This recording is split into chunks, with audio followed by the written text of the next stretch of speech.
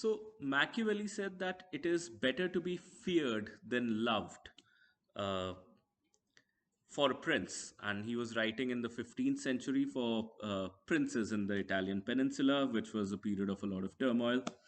And Chanakya, on the other hand, said that it is better to be loved for a king rather than being feared. The idea of this discussion is to resolve this debate between Machiavelli and Chanakya and see which strategy is more evolutionarily stable in game theoretical terms. And without going into the formalization of game theory, even though there are mathematical proofs that could be mustered for this debate, let us still do a strategic analysis and see whose claims are more true, which is a better strategy, uh, whether to be loved or to be feared. Ideally, the answer is it could be a mix, but given the fact that we don't know the world that we live in and things keep changing, uh, it is always good to have a good thumb rule strategy. So we'll see which strategy is more evolutionarily stable. So which means that given everything that can change and given other people's strategies, how should be a leader's strategy? Which is the most stable strategy, to be feared or to be loved? So let us first look at Chanakya's explanation. Chanakya says it's better to be loved than be feared, because if you're a loved king and you're attacked by an adversary, your people would endure a lot of pain. They would go up to any length to support you, and with that, you are likely to emerge victorious, or people would eventually overthrow the new leader if you are, if you lose. Okay, so that is Chanakya's logic, that people stick around with leaders who are loved. Machiavelli's logic, on the other hand, works in a different direction. Machiavelli says that it is better to be feared, and the reason for that is that if you are feared, then the locus of control is in your own hand. You could amp up the fear, you could amp down the fear. On the other hand, if you're loved, then the locus of control is in people's hand, and they can decide, depending on changing conditions, whether they love you more or whether they love somebody else more. And if they betray you, then you end up dead. Okay. So now let us analyze which is a better strategy to follow. So there are two strategies for the leader: to be loved or to be feared. So to be a leader, the kind of leader who's loved or the kind of leader who's feared. And people have two strategies: to follow the leader or to not follow the leader. Okay. So let us say you decided that you're going to be a loved leader. Okay. So you take the loved strategy, and people decide to follow you. Okay, that's scenario number one. In this, there's you are happy being the leader, people are happy with the stability and peace that they're enjoying, everybody is maximizing their payoffs, things are pretty good. On the other hand, let us say that you adopt the love strategy and people adopt the betrayal strategy. Okay, then you're pretty quickly dead. Let's say, people have another option in mind and they don't love you as much, then you're finished as a leader and you're betrayed. So there is a chance of betrayal in the love strategy indeed. Okay, so far we do understand what Machiavelli is saying. But on the other hand, let's see what happens when you take the fear strategy. Okay, so in a fear strategy, uh, you are sort of holding people captive. You're dialing up and dialing down the fear every now and then, but there are situations where you have to dial up the fear a lot of times, and there you have to expend a lot of resources, and even the people, you expend a lot of resources to keep the people in check, and the people are also not having as great a time under you if they decide to follow you, because their freedom is being curbed and they are not enjoying the goods. They don't have equal benefits in the goods that the society is creating. They don't have a fair share in it. So the people are not doing as great. And you're also not doing as great because you have to keep the people under a lot of control. Okay. Uh, there is always a specter of rebellion, and you would essentially spend a lot of time just keeping people in control so that they don't rebel against you. All right.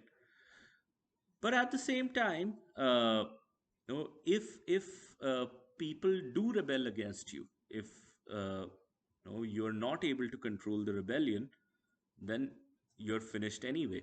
So you are exercising the fear strategy, and people still decide not to follow you. Okay.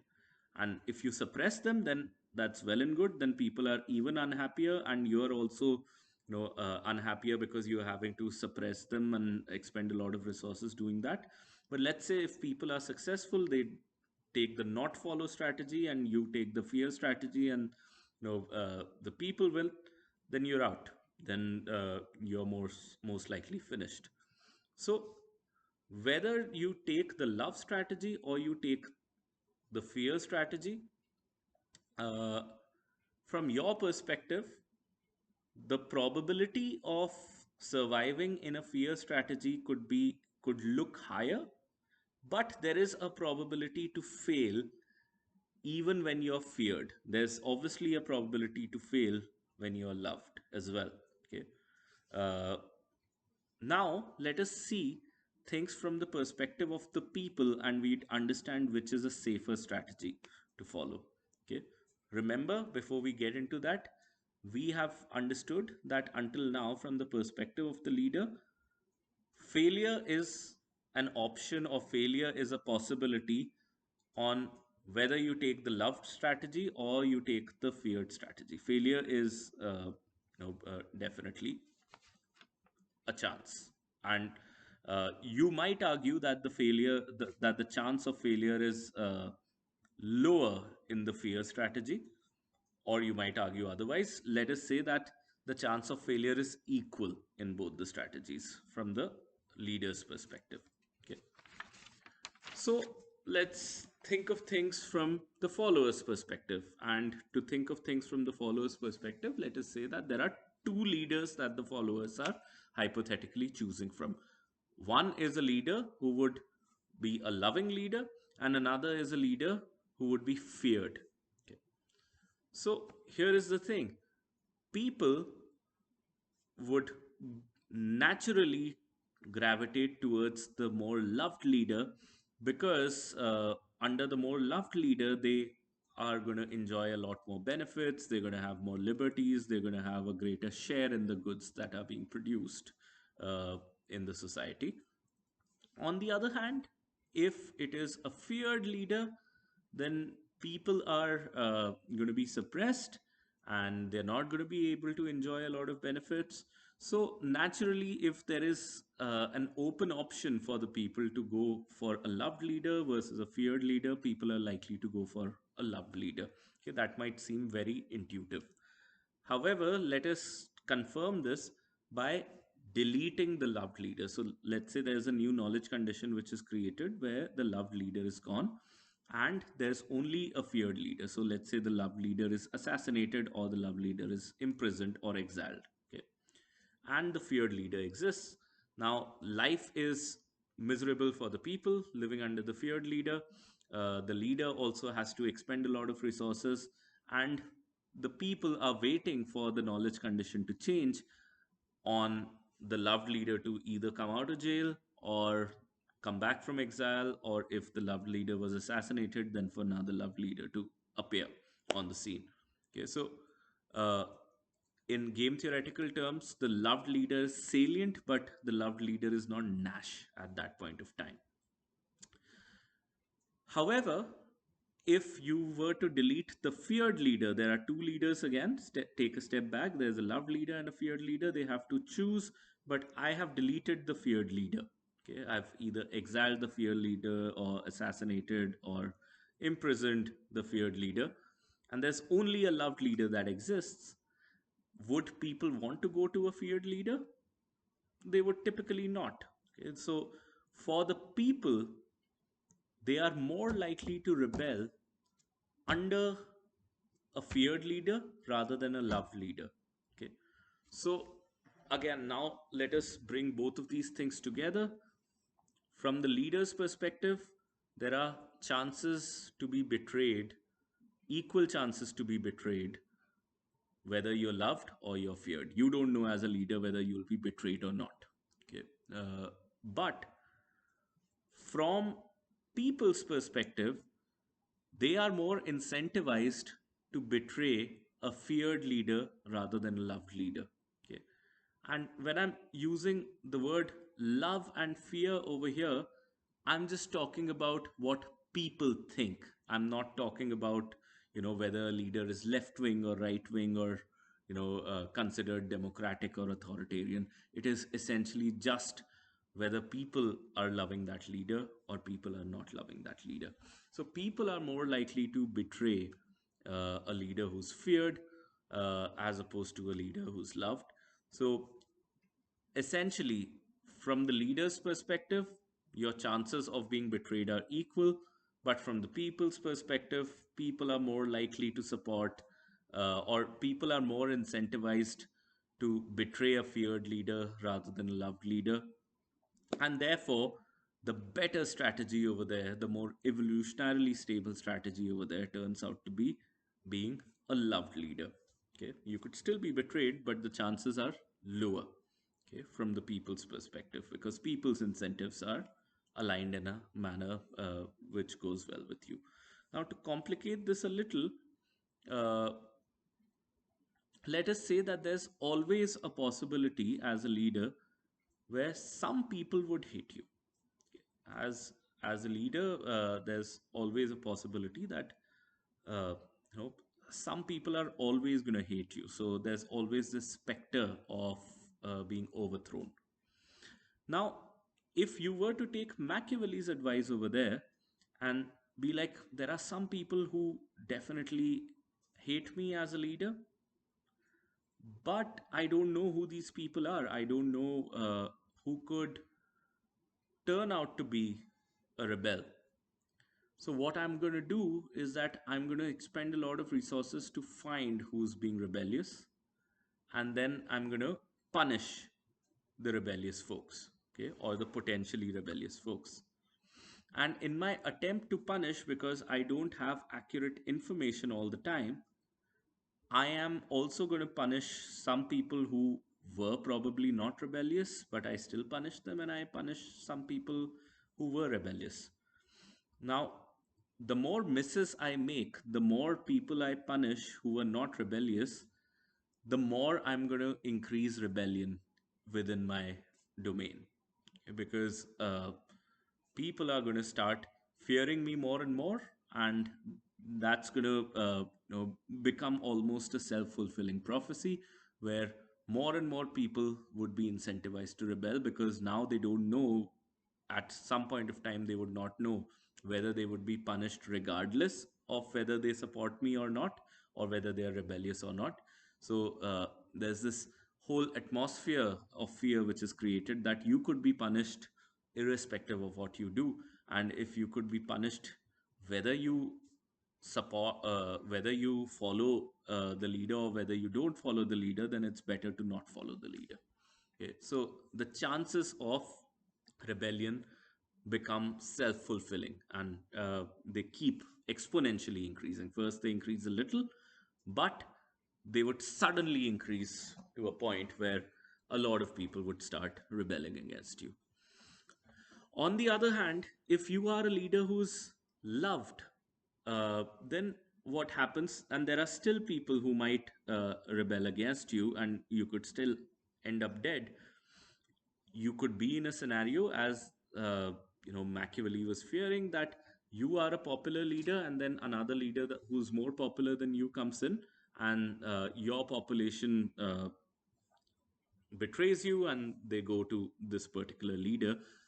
Whether Machiavelli's advice would work in this particular situation, exercising a little bit of fear.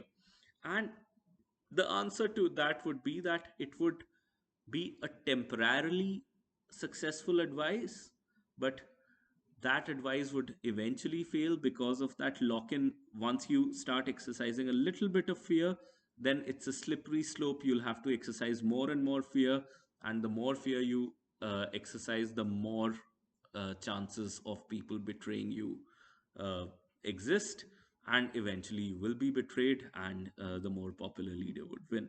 So essentially, the idea is that whoever is the more popular leader, sooner and later, when that option becomes available and viable, people would move towards that, whether it is a democracy or an autocracy or whatever it is.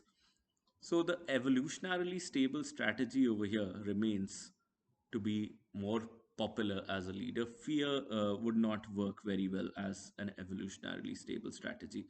Now, if as a leader you are popular not by telling truths to people, that's totally a different matter. Okay.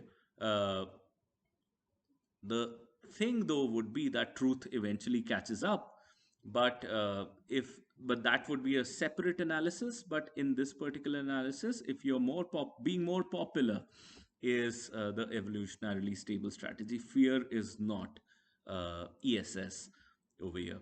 So that is a game theoretical analysis of something that might have been very obvious to many of us, but it is still useful to do some of this analysis, because otherwise we can take advices from different angles by being intellectually lazy, or by some sort of superficial analysis. Now, some people have also told me when I've discussed this that being a loved leader is also, it's not as if it is great for a leader. Being a loved leader also requires expending of resources. And even if you're expending that resource, uh, people can still betray you. And my answer to that is that, okay, fine. So then you're saying that whether you're a loved leader or you are a feared leader, in both cases, you will have to expend a lot of resources to stay in control. And in both cases, you have the fear of being betrayed by the people. However, the chances of people's betrayal are much higher if you are a feared leader from people's perspective. Okay, so from the people's perspective, you still would do much better being a loved leader. However, reality would be that if you're able to give selective benefits, that if you're able to accurately identify who, if people are loyal to you, then you reward them. If people are disloyal to you, then you punish them. That's the best thing. But life is full of these changing situations and imperfect information, and you could always make mistakes.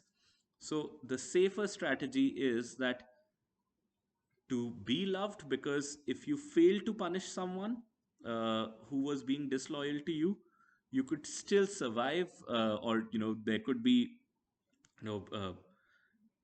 a change of heart, or even if not a change of heart, then in a couple of times you could understand whether to punish this person or not.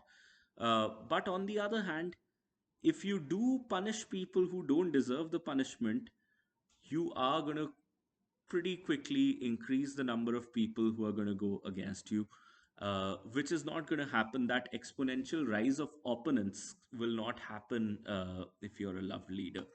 So, just being a lot more crisp on our analysis, we see that Chanakya's advice holds on to be a lot truer than Machiavelli's.